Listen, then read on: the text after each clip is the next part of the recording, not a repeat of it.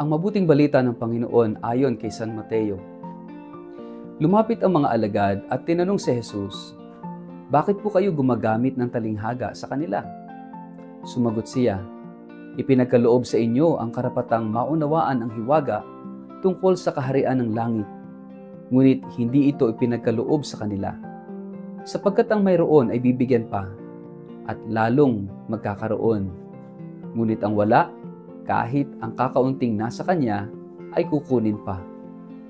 Nagsasalita ako sa kanila sa pamamagitan ng talinghaga, sapagkat tumitingin sila, ngunit hindi nakakakita, at nakikinig, ngunit hindi naman nakakarinig, ni nakakaunawa man.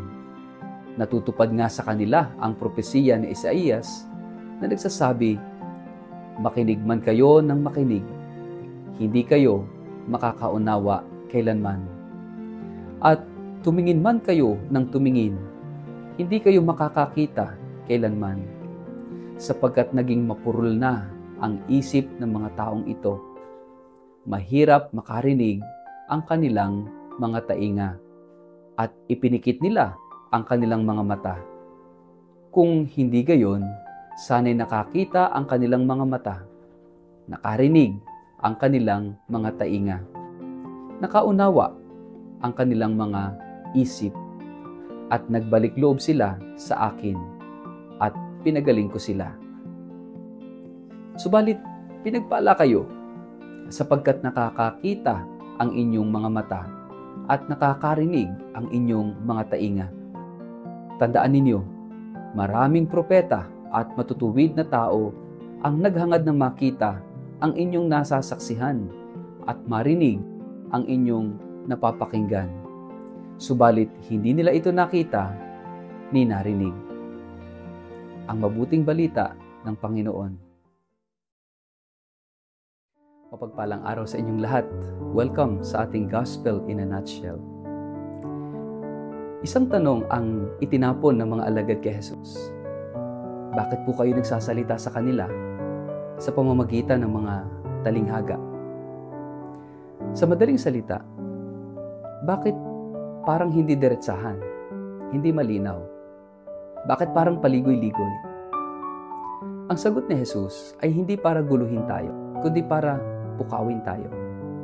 Dahil minsan, hindi ang malinaw ang naintindihan, kundi ang hinahanap. Hindi ang rinig ng tenga ang nagbabago ng puso, kundi ang pakikinig ng may pananabik, pananampalataya at kababaang loob. Sabi ng Panginoon, sa kanilang pakikinig ay hindi sila nakaririnig, at sa pagtingin ay hindi sila nakakakita. Sa ating panahon ngayon, napakaraming impormasyon. Lahat may access sa internet, social media, mass media. Pero sa kabila nito, bakit tila lalong naging manhid ang puso ng mga tao? Maraming naririnig, pero walang naintindihan. Maraming nakikita, pero hindi naman natututo. Ganyan ang sinasabi ni Jesus. Ang problema ay hindi sa tinig ng Diyos, kundi sa puso ng nakikinig. Kapag sarado ang puso mo dahil sa kayabangan, galit o pagiging abala sa sarili, kahit ang pinakamalinaw na salita ng Diyos ay mananatiling tunog lamang. Ang mga talinghaga ni Jesus ay hindi para itago ang katotohanan, kundi upang hamunin tayong magnilay. Dahil ang pananampalataya ay hindi basta pag-unawa. Ito ay relasyon. At ang relasyon ay nangangailangan ng pakikinig, pagtitiis, pagbubukas ng puso, at pagtanggap kahit minsan hindi agad maintindihan. Ang totoo, madaling unawain ang salita ng Diyos kung gusto mo talaga siyang pakinggan. Pero kung ayaw mo siyang sundin, kahit gaano kalinaw ang kanyang salita, lagi kang may dahilan para hindi ito tanggapin. Sabi ni Jesus, mapapalad ang inyong mga mata sapagkat nakakakita at ang inyong mga tainga sapagkat nakaririnig. Hindi ba't ito ang pangarap natin? Na sa gitna ng kaguluhan ng mundo, makakita tayo ng pag-asa? Makarinig tayo ng liwanag? Makadama tayo ng pag-ibig ng Diyos? At ang susi, hindi mas mataas na katalinuhan, hindi mas maraming impormasyon, kundi ang susi, bukas na puso. Kapag bukas ang ating puso sa Diyos, unti-unti nating naunawaan ang kahulugan ng buhay. Kahit masalimuot, kahit puno ng tanong, kahit may lungkot. Ang Ebanghelyo ngayon ay hindi lamang tungkol sa mga Pariseo.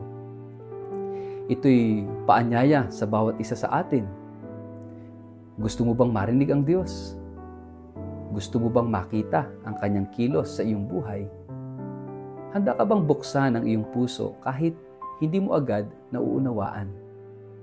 Ang pananampalataya ay hindi paligsahan ng karunungan. Ito ay paglalakad kasama ng Diyos kahit madilim. Pagtitiwala kahit walang sagot. Pakikinig kahit mahirap. May bahagi ba ng puso natin na sarado sa tinig ng Diyos?